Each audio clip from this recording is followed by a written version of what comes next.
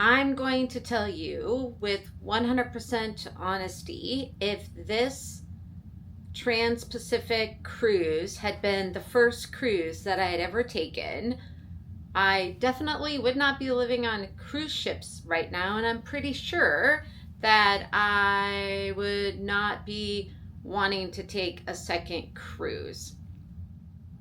Hi everyone, I'm Laura and welcome to Living on Cruise Control, where I recently left the corporate grind to pursue my dream of living full-time on cruise ships. Today, we just completed our 16-day Trans-Pacific sailing that started in Seattle. We stopped in 3 ports, Ketchikan, and then Juneau and Whittier, before heading across the waters through the Bering Sea, all the way to Tokyo.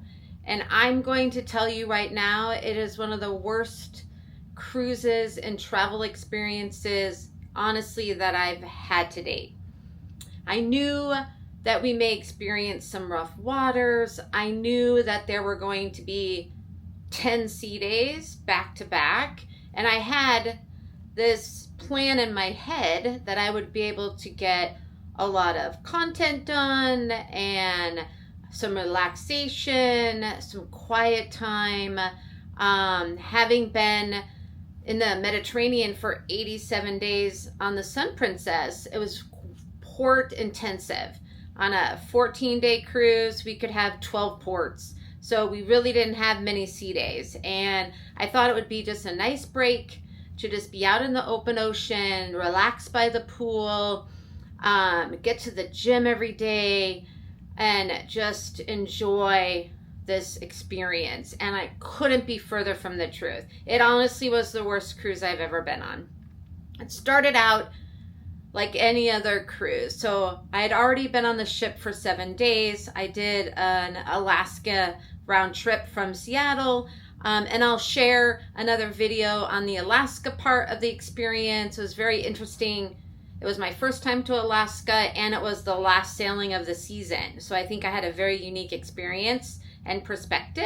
I'll put together a video to share with you. But in the meantime, I really want to talk about this experience of the day we left Whittier and then when we landed in Tokyo. And it started off a normal turnaround day, nice and peaceful. The 3 ports in Alaska were actually wonderful. Calm seas. We had really great weather. All 3 of them turned out to be really wonderful days. And I took full advantage. I was in the port each of those days and really had a wonderful time. Even when we left Whittier, there was snow on the top of the mountains. The water was glass. And by that first evening, things started to shift pretty quickly. Here's an announcement from the captain. Waves to strengthen on the night of the 10th of October and through the 11th of October. Once again, please be cautious when moving around the ship. Always remember 1 end for yourself and 1 for the ship.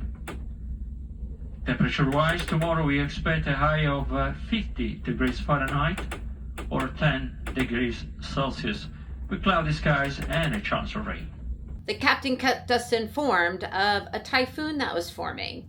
Here's what he told us over the loudspeaker. Miles off the coast of Russia, making a speed of 15 knots or 18 miles per hour. Now, over the past few hours, Typhoon Harrowing has gained further strength and is now considered to be a super typhoon.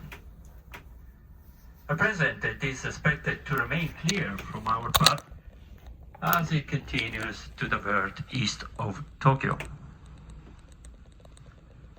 Later tonight and in the early hours of the morning, we expect the wind speed to increase to 70 miles per hour with waves up to 19 feet or 6 meters, which may further increase the vessel movement. This was definitely the calm before the storm, a video that I posted on Instagram, not knowing what was coming ahead.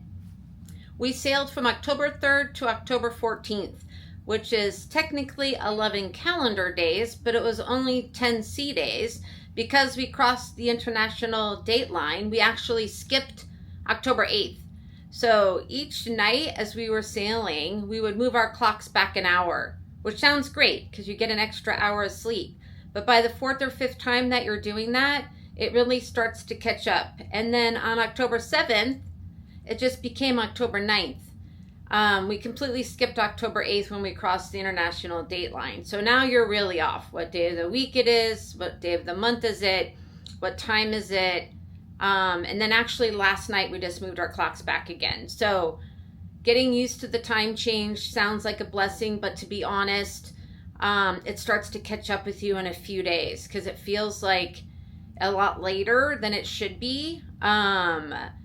And it still feels like some jet lag. I didn't think there would be any jet lag, but there actually is jet lag on around that 3rd or 4th day. But the biggest issue was the storms. We were actually in between 3 different storms the entire time. It wasn't just a rocky day or a rocky evening or even a couple of days. It was nonstop 24 hours a day. Like you were holding on to furniture to walk. You were holding on in the walkways and the hallways. When you went to go eat, you had to hold on to the tables and chairs. And you could see the ocean line swelling and moving. I think one of the hardest things for me is that you couldn't go outside anywhere. We were literally trapped inside. There were days when you couldn't even open the balcony door because it was too hard with the wind. You couldn't push it open. All the decks were closed. The pool was closed. Any outdoor space was roped off and closed. So we were inside the entire time. And it felt like we were trapped. And you could only do things that were inside. And again, a day or two seems pretty reasonable. But after day 7, day 8, it really gets to you. And the constant motion. I've never been seasick on any plane, any ship, any boats, any type of transportation. I've never had any type of motion sickness. And I was so queasy and so uncomfortable. And you just felt like I never saw the sun the entire time. It didn't even peek through the clouds. So there was no sun, no fresh air, no opportunity to really get outside. This entire time that I've been cruising since the beginning of January, I had never turned on the TV other than the muster video. I never actually watched TV. And because you were just trapped with nothing to do, I wound up watching 8 movies. I saw the entire season 3 of How You Met Your Mother, which I hadn't watched in years. But you just have this kind of time on your hands because you can't go anywhere. And it was exhausting. You felt demotivated. I hardly got any steps in. I tried pacing up and down the hallways, up and down the stairs, but you just couldn't get that fresh air, that light, the things that I love so much about cruising didn't exist. And if this had been the first cruise experience, honestly, it was so hard to sleep. The walls were creaking.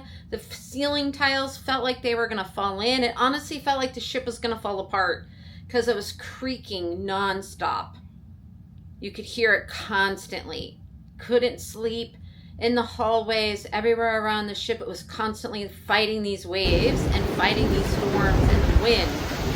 It was so noisy, and everyone else felt it too. I heard a lot of people talking about it, complaining about it, and there's nothing you can really do to stop it. I was actually located on deck 11, midship, actually very close to the panoramic mid-elevators on deck 11, Baja. So I was actually in a really good room. Lucky, I was in the middle. So if my room was this rocking and rolling, I can't imagine what the front or the back, especially the front of the ship, must have been so difficult. There were a couple of times where the captain actually announced the Northern Lights, and unfortunately the speaker in my room wasn't working. I never heard those announcements, and I missed them, which is unfortunate because I think that would have been really cool. But here's a photo that another cruiser took. They were absolutely beautiful.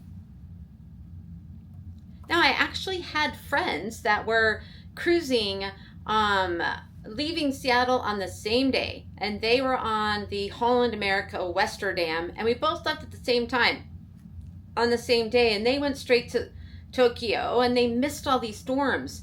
And so they were sending photos of Japan days ahead of time when we were still in the middle of the storm, and their experience was completely different. So I don't think every crossing or Transpacific or transatlantic cruise is going to be this bad. I can tell you that at one of the events, the captain actually said, word for word, that in his 36 years of sailing experience, that he had never experienced such bad seas in his entire career. He said that we got up to 110 mile per hour winds and 33-foot swells. I thought they were around 15 or 16 feet earlier in the week, but they had actually gotten to 33-foot swells. And if you were down on deck 5, like at Catch by Rudy's or any of the dining rooms, the water was actually splashing up over the windows. And myself being on deck 11, I could see water actually coming up to deck 11 and splashing onto my balcony. It was that stormy and dark and cloudy, and there was no sunlight, and it was so windy you couldn't even move the balcony doors. I'll be honest, the last few days of this crossing, I was starting to question some of the menu items, especially the fresh catch. Since we hadn't been on land in so many days, how fresh was the seafood? And did we actually stock up when we were in this little port town of Whittier? Like, when was the last time that the ship, it usually will refresh and stock up on all of its provisionings between sailings, like every 7 days, when it gets back to the main port. And so I had to question the fresh catch of the day, if it was really freshly caught. It just started to feel like some of the food was starting to definitely feel its age. We were constantly rocking and rolling and creaking, and you could feel the ship crashing against the waves for days and nights and days and nights. And there was one morning where it was still dark out, but it felt like I was climbing up the side of a mountain to go from my bed to the bathroom. Like, you could feel that we were on such a sharp angle that it felt like you were having to climb up. And it was scary for people that maybe had mobility issues. I can't imagine drinking at all during this kind of a cruise, because that doesn't sound fun at all. And I did hear of different people that had gotten hurt. Somebody fell down the stairs, so I don't know if it was caused by the weather, or I know there were 3 ambulances actually that met us in Tokyo to take some passengers off the ship, and I'm just praying that everything's okay. But to be honest, it was really difficult to walk around, and the noise and the constant motion, and to be honest, there's no opportunity to go outside. It really felt like we were stuck inside air. I was worried about getting sick. You could see people, so I was trying to stay away from people that were coughing, washing my hands constantly. Luckily, I didn't get sick at all. I couldn't have been happier to finally see land. I couldn't have been happier. Like, the minute we were able to get off the ship in Tokyo, I was off that ship in Tokyo. And just to be able to stop moving for even a day, and then we had 5 back-to-back port days. This is the 5th one. 5 back-to-back port days in Japan, and now we're in Taiwan. And so it's been really nice to have these port days. Weather's been great. A little rocky last night coming into Taiwan, but nothing like the typhoons when we were in the Bering Sea. I've never experienced anything so harrowing in my entire life. At some point, it was scary. The captain kept assuring us that, the ship can handle this weather, and that everything should be fine. I think it's really interesting that the Discovery has never been through Asia. We're on our way to Singapore, where she will be going into dry dock for 2 weeks to get kind of a refresh and some upgrades, which I think will be wonderful. My first Princess cruise ever was on the Discovery last November, almost a year ago, so it has a special place in my heart. But I do know that these are ports and places that this ship has never been to here in Asia, which is really pretty cool. But what it took to get here, definitely questioning whether I would ever do a Transpacific again. To be honest, it doesn't sound like a good idea. It's the last sailing of the season for a reason. I do have a sailing coming up on the Sun Princess in March that's going from Fort Lauderdale to Barcelona, and I'm feeling pretty comfortable that the weather that time of year should be fine. I'm not going to cancel that cruise that I've already booked because I have other cruises happening back in Europe again next spring. But to go so late in the season to Alaska and to cross the Bering Sea in October is definitely not going to be on my must-do list in the future, to be perfectly honest. The things I love most about cruising, you know, it's being able to explore these new cities and places and get a ton of steps and walks and new sights and sounds, and the fresh air and the sunlight is so important to me. And I think you learn these things when you're at a certain point in your life where you really know yourself and what's important to you. And for me, not having half the things or 3/4 of the things that I love about cruising, right? Just fresh coffee early in the morning as the sun rises. Just, I couldn't even sit outside. To be honest, this is a cruise that I would highly have recommended an inside cabin. I think it would have been quieter. You don't have the wind hitting your doors and creaking as much, or watching all the waves and the splashing. I think would make you less seasick potentially, or motion sick. And the fact that you're middle of the ship also means there's less moving. And to be honest, you never got to use your balcony. I never sat out on my balcony. The weather just wouldn't allow it, not even once. And so if you are thinking of doing a crossing or something with a lot of sea days, you're really not missing anything, in my opinion. And I think actually it would have been better to be in an inside cabin. And you'll never catch me saying that other than this example.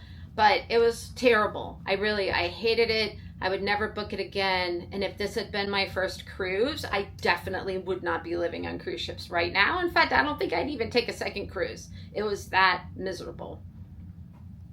One more thing that I wanted to mention, it literally snowed.